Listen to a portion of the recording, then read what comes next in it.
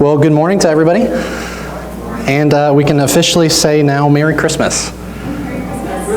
Thank you very much. It's so good to be able to say that now. And if you couldn't tell, it is very clearly that time of year now. And so feel free to bust out the eggnog at your houses and celebrate a little bit. Anybody in here like eggnog? Okay, good. Anybody not like eggnog? All right, Alma, where's Alma? We need to add them to the prayer list, these people. All right? Eggnog is wonderful. It's God's gift to us, one of many. Well, my name is John Alexander. If I haven't had the chance to meet you yet, welcome this morning. If you're new with us, or just newish, we are especially glad that you're here. I get the privilege and the responsibility to serve as one of the pastors here. I get to do that, serving alongside Pastor Bill, as well as our elders, one of which includes Dale Wood, who you saw up here with his family lighting the candle. And so I consider it a great joy and a privilege to be able to minister alongside each of them. And so coming right off of Thanksgiving, I'm reminded of how thankful I am for each of them. Well, here at Grace Journey, we are all about Jesus. For those that have been here for a while, that should be no surprise. Our church has been about Jesus for quite a long time, even well before I was here. But whether you are a Christian or whether you are not a Christian, if you are curious or interested in who this guy named Jesus was, what he taught, what he did, and why that matters to a group like us, and why we think that it should matter to you as well, then you are in a good place this morning, because that's what we are about here. We would love to walk alongside you as you journey after and your journey to follow after and to learn about who Jesus is. We would love to walk alongside you. One of the things that marks us as a church is that we make it our rhythm to regularly walk through whole books of the Bible. The Bible is a book that is all about Jesus, and so naturally we are all about the Bible.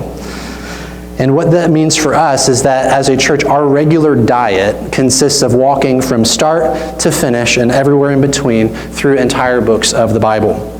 We're interested in everything that God has said. If God has said it, then we want to hear it. We want to listen to it, and we want to live our lives in light of it. Last week, we started a brand new series in a book called Luke. It's his gospel. And we're calling our series through this book, Good News of a Great Savior. And for reasons that will become very clear if they aren't already, they'll become even clearer as we work our way through this book. Last week, we saw in the first 4 verses how Luke tells us that his goal in writing this gospel was to give everybody who reads it confidence in the Christian faith. And so if you haven't read Luke's gospel before, or even if you have, I want to just encourage you to read it again. Read it at least once over the course of our series between now and Easter. Maybe even read it twice, or better yet, even 3 times. My hope is that as we go through this book, my hope and my prayer for us, individually as well as a body, as a church, is that we would all grow in our confidence in this good news about what Jesus has done. So between now and Christmas, what we're going to do is we're going to take a few weeks to prepare our hearts for what we celebrate during this time of year, which is the birth of our great Savior. And the way that we're going to do that is we're going to be spending some time looking at the events that led up to the birth of Christ. And we're going to start with the birth of Jesus' forerunner, a guy by the name of John the Baptist, and how his birth was foretold.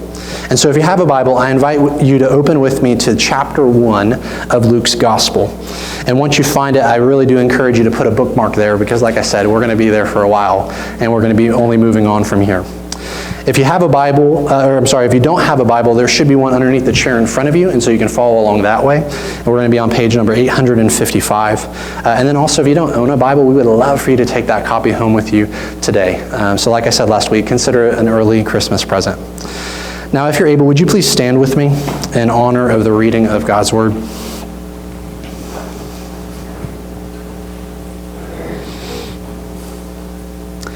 Hear the word of the Lord as found in the Gospel of Luke, chapter 1, verses 5 through 25. In the days of Herod, king of Judea, there was a priest named Zechariah, of the division of Abijah. And he had a wife from the daughters of Aaron, and her name was Elizabeth. And they were both righteous before God, walking blamelessly in all the commandments and statutes of the Lord. But they had no child, because Elizabeth was barren, and both were advanced in years. Now while he was serving as priest before God when his division was on duty, according to the custom of the priesthood, he was chosen by lot to enter the temple of the Lord and burn incense. And the whole multitude of the people were praying outside at the hour of incense. And there appeared to him an angel of the Lord standing on the right side of the altar of incense. And Zechariah was troubled when he saw him, and fear fell upon him. But the angel said, "Do not be afraid, Zechariah, for your prayer has been heard. And your wife Elizabeth will bear you a son, and you shall call his name John. And you will have joy and gladness, and many will rejoice at his birth, for he will be great before the Lord. And he must not drink wine or strong drink, and he will be filled with the Holy Spirit, even from his mother's womb. And he will turn many of the children of Israel to the Lord their God, and he will go before him in the spirit and power of Elijah, to turn the hearts of the fathers to the children, and the disobedient to the wisdom of the just, to make ready for the Lord a people prepared." And Zechariah said to the angel, "How shall I know this? For I am an old man, and my wife is advanced in years." And the angel answered him, "I am Gabriel. I stand in the presence of God, and I was sent to speak to you and to bring you this good news. And behold, you will be silent and unable to speak until the day that these things take place, because you did not believe my words, which will be fulfilled in their time." And the people were waiting for Zechariah, and they were wondering at his delay in the temple. And when he came out, he was unable to speak to them, and they realized that he had seen a vision in the temple. And he kept making signs to them and remained mute. And when his time of service was ended, he went to his home. After these days, his wife Elizabeth conceived, and for 5 months she kept herself hidden, saying, "Thus the Lord has done for me in the days when he looked on me, to take away my reproach among people." This is God's word. You may be seated.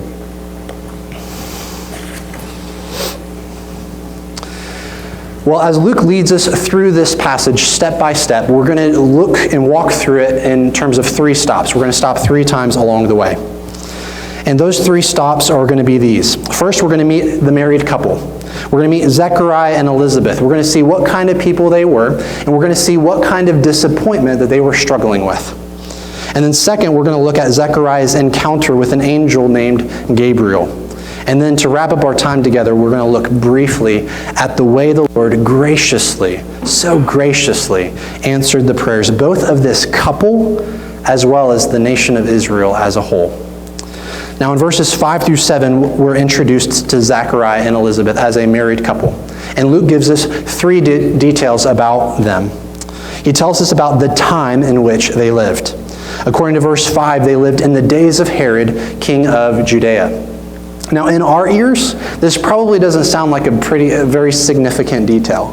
But in fact, it really was no insignificant detail. It was very important. This opening line does more than just tell us the time in which this took place. It tells us the kind of time, like what it was like in this day and age. Because this is what we need to see. Herod, in case you didn't know, he wasn't a very nice dude. He wasn't the kind of guy that you wanted to hang around. Now, he did accomplish a lot during his reign as a puppet king of Rome in and around Jerusalem. He reigned from 37 BC to 4 BC, and he accomplished a lot, especially in terms of his building projects. And some of what he did was admirable. He helped to renovate the temple, the Jewish temple. He also helped to expand the Temple Mount on the north side. So there was some admirable stuff, but most of what he did was not very admirable, like building pagan temples devoted to the worship of false gods. And so most of what he did, at the end of the day, he didn't really care what religion the building was for. He just wanted another monument that showed people how great he was. And so he wasn't a very godly man. In fact, he was more of a prideful one. But not only was he prideful, he was also incredibly insecure and also very cruel, which is a very dangerous combination. Matthew tells us in the 2nd chapter of his gospel that when Herod heard from the wise men that a new Jewish king had been born in Bethlehem, what he does is he goes out and he has all the male children, 2 years and under, murdered. He has them all massacred. Darrell Bach, he's a New Testament professor in Texas. He hits the nail on the head. He says this: Herod wanted to see himself as the Davidic king. Yet one who would get that designation was born in his reign in a little Israelite village. And so if you stop and you think about it for a moment, this is just dripping with irony. During the reign of Herod the so-called Great, there was a greater king who was about to be born, a baby boy, and he would be born right under the nose of Herod. Not only was Herod cruel and mean to kids like those who are under 2 years old, he was also pretty mean to his family. If they even gave him a look of distrust or questioned him or seemed to even oppose him in the slightest, he would take care of them. He had multiple family members of his put to death. Now, we just came off of Thanksgiving, and so some of us were worried about what we were going to say around the Thanksgiving table. So you can imagine what it was like going to Herod's table for Thanksgiving. They didn't celebrate it. Bear with me. But you can imagine how fearful you would have been to sit around that table and say something that he didn't like. He could have taken your life. And so this was the time in which this couple lived. They lived under the tyrannical rule of a proud, insecure, and incredibly cruel king. It was a time of great despair, not just for people like Zechariah and Elizabeth, but for the whole Jewish nation. One commentator, and I love his name because you don't meet many, actually met somebody by this name last week at our Thanksgiving meal, but his name is Norval Geldon Hughes. And in his commentary, he said it so well. He says, this expression, in the days of Herod, thus points to a dark, ominous, and calamitous period in the history of the Jewish nation. And against this gloomy background, Luke now gives the history of the dawn of a new day in the life of humanity, the coming of Christ, which was prepared by the advent, meaning the coming of John the Baptist. Now, before we get ahead of ourselves, though, and skip too far ahead to get to this good news, I want us to take a look at the second detail Luke tells us about this couple, and that's the manner in which they walked. So the time in which they lived and the manner in which they walked. This is what Luke says in verse 6. They were both righteous before God, walking blamelessly in all the commandments and statutes of the Lord. Now, Luke tells us that they were righteous, meaning that they were righteous in the sense that they obeyed God and they followed His law. They took Him seriously. Now, that just doesn't mean that they were sinless. It just means that they took their relationship with the Lord seriously. And they knew that believing in God meant that they should live in light of that relationship. That believing in God meant that they should live a certain way. And as Luke tells us, that's exactly what they did. Paul's going to go on in his letters, like in Romans chapter 3, to talk about the kind of righteousness that comes not from obedience to the law, but through faith in Christ. And when he does, what Paul is doing is he's talking about positional righteousness or imputed righteousness, the kind that is offered to us and given to us and received by us through faith in Christ. He's not talking about a practical righteousness, which is exactly the type that Luke actually is talking about here. And this kind of righteousness is the one that shows itself in the way that we live our lives. So to say it differently, practical righteousness, meaning the way that we live our lives, flows out of and flows from positional righteousness, who we are by faith in Christ. And so our obedience to God flows from being saved by God. Zechariah and Elizabeth had faith in God, and this faith of theirs manifested itself in obedience. Lastly, Luke tells us about this couple and the disappointment with which they struggled. So despite being blameless, they were barren. And here's how Luke puts it in verse 7. They had no child, because Elizabeth was barren, and both were advanced in years. People would have assumed that a couple their age would have already had kids, possibly even grandkids, but they didn't. And Luke tells us two reasons why. Elizabeth was barren, and they were both too old. Zechariah and Elizabeth wanted to have a child so very badly. But considering how old they were, they just couldn't. Now, Luke doesn't tell us exactly how long they had been trying to have a kid, but considering their age at this time, they had likely been trying for years, if not decades. And so can you imagine the heartbreak that they must have been feeling? Can you picture the prayers that they must have prayed, begging and pleading with God time after time after time again for Him to give them a child? And so I want to encourage you just for a minute before we move on to just feel what they must have been feeling. Can you feel their disappointment? Can you feel maybe their frustration with God? Can you imagine how difficult it was for them to look and see other couples blessed by God with kids, even the ungodly couples, the people that weren't following after God, seeing multiple couples blessed with children, but then looking at their own lives and seeing unanswered prayer? So to put it in terms that we may be able to better understand, if Zechariah and Elizabeth were to live in our day and age, how many gender reveals did they go to? How many baby showers did they go to? How many pregnancy tests would they have taken only for each and every one of them to come back negative? Kent Hughes, he was a pastor for over 40 years, and he said it so well in one of his sermons on this passage. He said, in any culture, infertility is an aching disappointment, and for some an unbearable stress. But the burden cannot be compared to that borne by childless women in ancient Hebrew culture, because barrenness was considered a disgrace and even a punishment. This was the case in the lives of Sarah and Hannah in the Old Testament, if you go back and you read their stories. Each of these ladies wanted a baby so badly, but instead they experienced shame, ridicule, and sadness over not being able to. And the reason for this was that God's people in the Old Testament generally viewed infertility as a sign of God's displeasure with them. They viewed it as a sign of his judgment against them for a sinful way of life. But here in this passage in Luke, Luke makes it abundantly clear that their infertility was not an act of God's judgment. That's why he says they lived righteous lives and walked blamelessly before him. Their infertility was not an act of God's judgment. It was going to be a sign that God was about to do something great in their lives and in the lives of their nation. For Sarah, Hannah, and Elizabeth, as we're going to see in just a moment, that sign included eventually giving them children.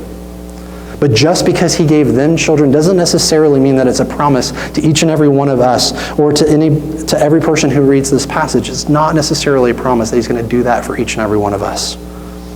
Many godly couples, many, throughout the history of the church, were not blessed by God in the same way that Zechariah and Elizabeth were about to be. One couple that comes to my mind is the pastor at the church that I attended and was a member of when I went to seminary. He and his wife, they served the church so faithfully. They moved from Mississippi to go to North Carolina because they saw great need and not enough churches there. So they uprooted their lives and they moved themselves to North Carolina. They started a church and they're still there and they're serving faithfully. But for whatever reason, God did not bless them with children of their own. Despite their faithfulness, God just did not give them a kid. The work of God that he did in their lives ended up being a lot different than the work that they expected God to do and the work that they wanted God to do. Instead of having children of their own, God used this couple to change the lives of 5 kids that they ended up adopting, 4 of which was a sibling group, the type of kids that do not get adopted. Now, they adopted while still trying to have kids, and it was tough for them. But the point that I'm trying to get at in all of this is that Elizabeth and Zechariah experienced incredible disappointment. They experienced despair, possibly to a degree that few, if any of us in this room, will ever experience ourselves. But how did they respond to this disappointment? They responded in continued obedience, and continued trust, continued dependence on God. They didn't understand what God was doing, but they trusted him. They didn't have an answer to every question, but they could depend on him. They didn't know why he chose to leave their prayer for a child unanswered for so long. But they knew that he was good and that he was working all things for their good. Now, in one form or another, we have all experienced the disappointment that Zechariah and Elizabeth have experienced. Because we've all experienced disappointment in one way, shape, or form. Maybe it's the same exact way that they experienced it. Maybe it's a completely different way. But when it comes to despair and disappointment, you and I have one of 2 options. And these were the same options Elizabeth and Zechariah had as well. We can either let our disappointment drive us away from God, letting it deter us from faithfully obeying him. Or we can let our disappointment drive us toward God, to trust him, to depend on him, and to push deep and close to him. Zechariah and Elizabeth, they didn't let their disappointment deter them. And we shouldn't either. They depended on God, and they just kept on keeping on when it came to faithfulness. They wanted to live their lives in a way that honored and glorified Him. And they were going to do that no matter what happened. And so when we face similar disappointment in our lives, will we respond the same way that they did? Will we remain faithful to God, even if we don't get the kind of answer to our prayer that we want? Will we remain faithful to God, even if He doesn't give us that kid? Even if He doesn't give us that spouse or that house or that job or that just quote-unquote dream life? Will we trust God even in our despair and disappointments, knowing that He is good and that He's worthy of our trust? In verses 5 through 7, Luke introduced us to Zechariah and Elizabeth and the disappointment they experienced. And then now in verses 8 through 23, Luke zooms in on one particular event in Zechariah's life, his encounter with an angel. And as we look at this encounter, we're going to do so by looking at it in 4 stages. Stage 1, Zechariah was chosen. Earlier in verse 5, Luke told us Zechariah belonged to the priestly division of Abijah. All the way back in 1 Chronicles 24, when David was king over Israel, he took all the priests and he divided them into 24 different groups. Now fast forward a few hundred years to the time when Luke wrote his gospel, and there were about 750 priests in each of these 25 groups. So if you do the math, if you can do it in your head, great. I had to use a calculator. But if you do the math, that comes out to be 18,000 priests. So that's quite a lot of priests. And each of these priests would serve in the temple twice a year for a 1-week stretch. And twice each of these days, once in the morning at sunrise and then again at dusk towards the evening, one priest would be selected at random by lot to go into the temple and to offer the incense. And the incense was just simply a physical sign, a visible representation of of His people's prayers rising up to God, just like smoke goes into the sky. And because there were so many priests, 18,000 of them, a priest was only allowed to go into the temple to offer incense one time in his life. It was literally a once-in-a-lifetime opportunity, one that many priests actually never even got. But Zechariah did. He was chosen. And it was at this time, during the single most important day of his life as a priest serving in the temple, it was at this time that God chose to announce to him how He was going to answer his prayer. Stage 2, Zechariah was troubled. The way the Lord chose to make this announcement to Zechariah was through an angel. And when Zechariah laid eyes on this angelic figure, Luke tells us that he was troubled and that fear fell upon him. Now, in case you missed it, this is just a nice way of saying he was utterly terrified. This is the same response that Mary is going to have later in chapter 1 when she meets Gabriel. And it's also the same exact response that the shepherds are going to have when the angels appear to them in chapter 2. Now, Halloween was a little while ago, but people dress up in all sorts of costumes for Halloween. And they do so oftentimes in order to try to scare other people. But not once in my life, and probably not once in yours, have we ever seen a kid trying to be a scary angel. I don't even know what that would look like. So if we were all to take out a piece of paper and draw what in our minds sticks in our minds as a scary angel, it would probably be pretty weird looking. Luke doesn't tell us exactly what Gabriel looked like. Maybe he came in the form of a man, maybe there was something else about him, but regardless, it terrified Zechariah. And so I think it's pretty safe to say that Gabriel did not look like one of those little Precious Moments figurines. All right? He was terrifying. Now, some of the Precious Moments things are terrifying. It's a whole other point for another day. But anyways, Zechariah was filled with fear when he saw this angel. And so this terror was people's natural response when they came into contact with an angel.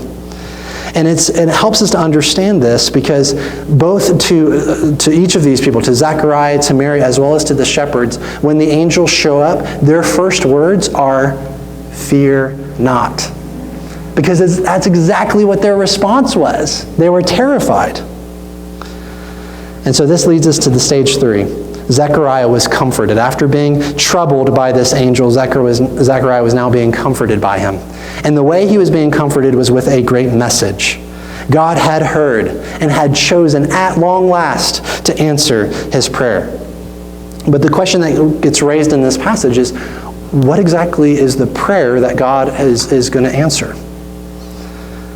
Because we tend to assume, at least I did, that the prayer that God was going to answer was the prayer of Zechariah and Elizabeth for a baby. But it's probably more likely that that wasn't the precise prayer that he was going to answer. You see, it was a privilege for a priest to pray on behalf of God's people, especially during his one and only opportunity. And it's unlikely that Zechariah, as godly of a man as he was, that he would take this opportunity to pray selfishly for himself and his wife.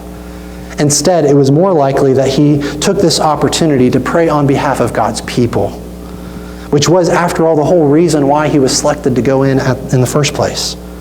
And so Zechariah prayed not for himself, but for God's people. He prayed for God to send the promised Messiah, who would come to ransom, to redeem, and to save his people. And it was this prayer for a promised Messiah to come, that God was going to answer. And the way that he was going to do that, the way that he was going to answer this prayer, is by sending a forerunner to prepare the way. And the name of that forerunner would be John.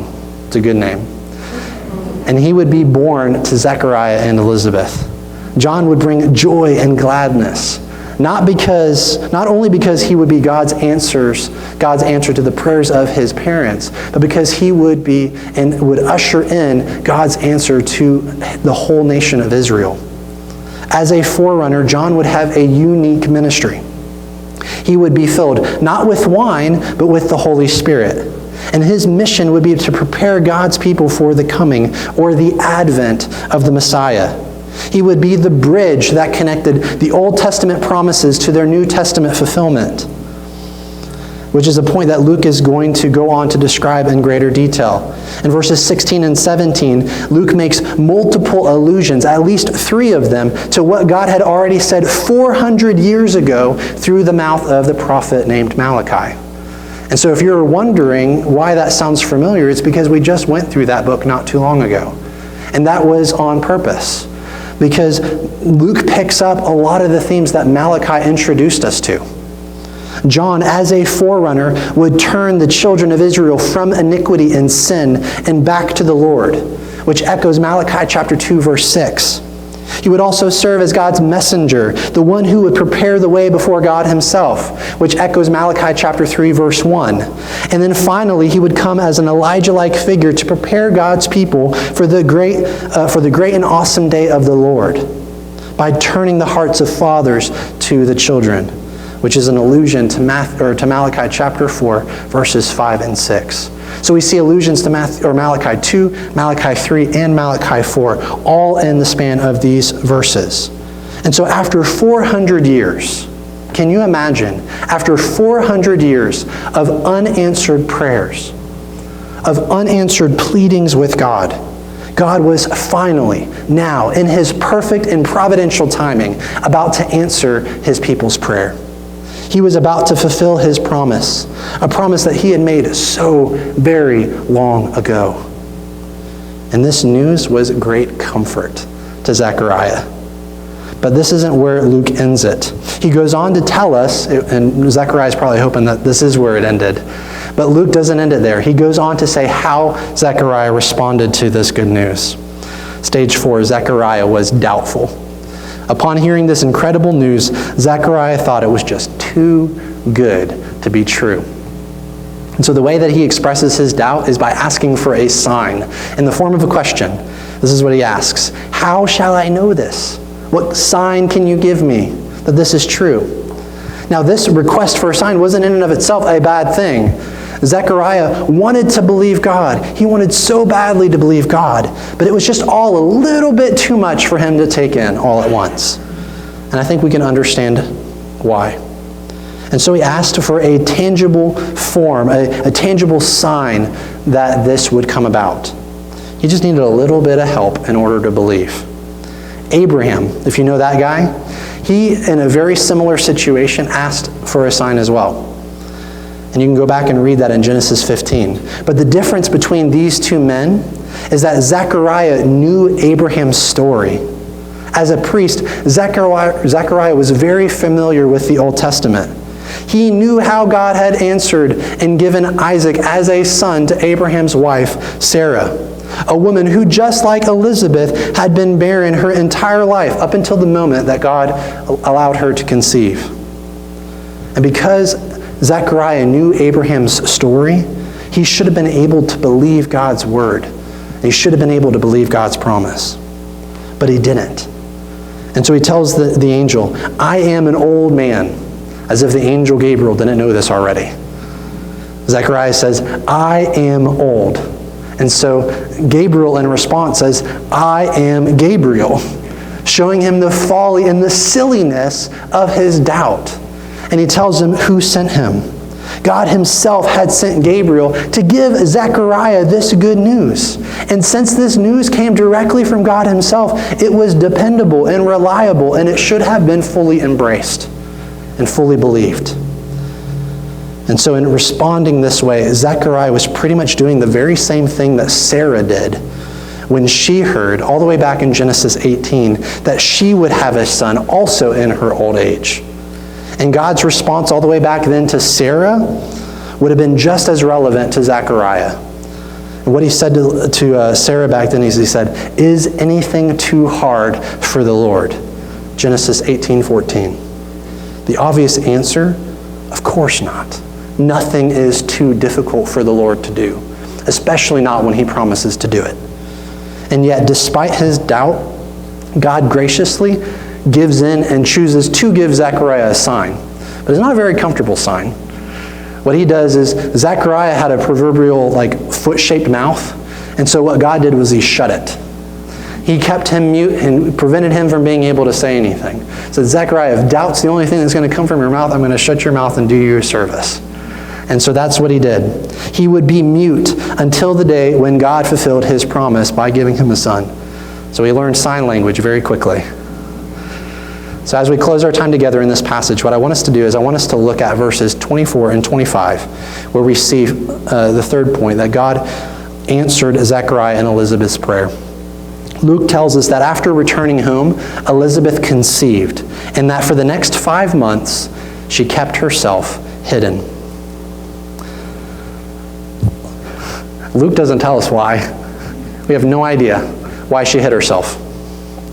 But when you look at verse 25, it seems to suggest that she secluded and isolated herself in order to worship God in private. And that was a fitting response for God to break into her life and to answer a prayer that she thought was no longer going to be answered. At one point, they thought they could not conceive. Now in their old age, they were trying to wrestle with and accept the fact that they probably would not have kids. And now God was saying that they would. And he allowed her to conceive. And so it's natural that she isolated herself in order to privately worship the Lord, giving thanks to him in secret. But I think after 5 months, when evidence of her pregnancy would be starting to become pretty evident to everybody to see, she would undoubtedly continue in worship, not just privately, but also publicly. And that's how it works. When someone gets a glimpse of the glory and the goodness of God, they cannot help but share that news with other people. That has been the story of countless numbers of men and women, many of which we don't even know the names of, throughout the history of the church. When they caught a glimpse of the beauty of Christ, they were forever changed in the process. One such person was a woman by the name of Charlotte Moon, who we know more affectionately as Lottie. And it's in her honor that this Christmas offering is dedicated. As a child, growing up in Virginia during the 1840s and 50s, Lottie Moon rebelled against Christianity up until the time when she entered into college. And at that time, she gave her life to the Lord. From then on, her life would never, ever, ever be the same. She was a well-educated, smart, and incredibly gifted woman. She She knew, now if you're thinking, and if you're feeling inadequate and insecure about yourselves this morning, listen to this. She knew Latin, Greek, Italian, French, and Spanish, in addition to English. And so she actually was one of the first women in the American South to go on and to earn a master's degree. But despite all of this knowledge, despite all of these accomplishments, Lottie Moon knew that nothing compared to knowing and being known by Christ. And so at the age of 32, she left America and everything that she knew to become a missionary to China, turning down a marriage proposal in the process and leaving behind everything she knew, including her loved ones. Now, this wasn't a popular or a common thing for a woman like her to do. But her heart was burdened for the people of China. Her heart was burdened for those who had no access to the gospel. It wasn't enough for her to know Christ. She wanted all of China, from east to west, north to south, to know him as well. And at the time of her death, Lottie had faithfully served the Lord as a missionary to China for 39 whole years. And after all that time, after all those years of serving the Lord, her only wish was that she had 1,000 more lives so that she could spend all of them in bringing the gospel to those in China. Just like Elizabeth, Lottie Moon worshiped the Lord. She did so privately, in the quiet of her own soul, but also she did it publicly, sharing the good news of what God had done for her with everyone she came in contact with. And it led Lottie to go across the globe to do so. Zechariah and Elizabeth knew that God was at work. He was fulfilling the promise that he had made so very long ago to send a Redeemer, a Messiah. And then to set the stage for this Redeemer, to prepare the way for him, he would give them a son, a guy by the name of John, to make ready a people who were prepared. So, if Zechariah and Elizabeth were around today, I think that they would tell us three things in light of what we see in this passage. They would tell us first, don't let disappointment deter you. Depend on God and remain faithful in your obedience to him, even when you don't understand what he's doing. Second, they would say, do not let doubt define you. Instead, believe God. Continue to trust in his promises. He is up to something, and that something that he's up to is for our good, and it's better than anything you and I could come up with. And then lastly, don't let ingratitude describe you. Instead, worship God privately and publicly, and celebrate that God not just makes promises, but that he also keeps them. And we see, and we will remember in a few weeks, how God fulfilled and kept one of his, and the major and the biggest promise in sending Christ himself to take on our flesh, to come and bear our sin and to die on a cross on our behalf. And when he did so, we see that the greatest gift that was given during this season was given by the giver himself. And the gift was actually the giver. And so when he came and took on our flesh, took on our skin, he took our sin upon himself and he paid for it. And all who believe in him can experience the salvation that John was coming to prepare people for. And so this morning, as we look back to this event on this side of the cross, we know that not only did John come and prepare the way, but the Messiah did come. Christ the Savior came. The question is, do we recognize that and do we believe in that this morning? And so if there are anybody here this morning who does not believe in Christ, let me encourage you. And I want to challenge you to see your need for this Savior, to confess your need for him, to say that you are a sinner, that you do not deserve his work on your behalf, but then also recognize that that's precisely the qualification you need in order to receive it. So this morning I encourage you to not miss the one that John is going to be born in order to point us to. And my hope over the next few weeks is that as we look at the events leading up to Christ, that we would more fully be able to appreciate all that Christ has done. That we would learn to handle our disappointments well. That we would learn to handle our doubt. And that we would learn in all of it to worship God and to celebrate the great work that he has done in the incarnation of our Savior, Jesus Christ. Would you pray with me? Father, thank you so much for the gift of your Son. God, we recognize and we admit that we do not deserve his work. But God, in your grace, in your unmerited grace, you sent him anyways. And you sent him to die a gruesome and horrific death on a cross, the death that we deserved. So God, I pray that we would see him hanging there on the cross, knowing that he didn't stay there, but that he was put in the grave and that he rose to life again, to show that he conquered Satan's sin and death, and that through him we can have forgiveness of our sins. God, I pray that no matter what disappointments people are experiencing in this room right now, God, I pray that we would see you as greater than all of them. That we may have our little disappointments, but God, you have met our greatest need when you sent Christ. And so God, I pray that you would put our disappointments into perspective. God, I pray for those of us who are doubting your promises, who year after year may be praying for something to happen, but year after year are still waiting for you to act. God, I pray that you would help them to depend on you, to trust in you. Maybe one day you will answer their prayer in the way that they're asking. Maybe you won't. But either way, God, I pray that you would help us to know that you are worthy of our trust. And God, I pray that in all of this, that we would give you the glory. And that when we recognize the great work that you have done, that we would worship you privately, but that we could not contain that worship, that we would go out and shout it from the rooftops. That we would go out and share this good news to our neighbors as well as to the nations around the globe. And God, we pray that all of it would be done to glorify your great name. And we ask this in your name. Amen.